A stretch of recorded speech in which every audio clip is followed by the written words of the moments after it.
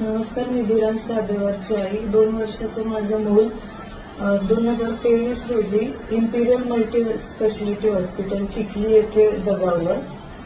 तो under treatment होता. मला सांगण्यात आलं की त्याला मायनर लंग इन्फेक्शन आहे आणि आम्ही खूप व्यवस्थित त्याची काळजी घेतो असं डॉक्टर जितेश मदन सिंग दोबाळ यांनी मला सांगितलं. पण 18 तारखेच्या सकाळी मला बाहेर थांबायला सांगण्यात आलं, काहीतरी सॅम्पल घ्यायचेत म्हणून. आणि मी आतमध्ये येते तर मला वास येतो जळण्याचा काहीतरी. त्याच्या अंगावर बघितलं मी तर त्याचा पाय पूर्ण भाजून गेला होता. त्याचे रिपोर्ट आले. 18 सेंटीमीटरचा बर्न एका 2 वर्षाच्या पायाचा पाय इतक्या वाईट रीतीने जाळण्यात आला आणि त्याचा पाय जळाला की त्याचा जागीच मृत्यू झाला.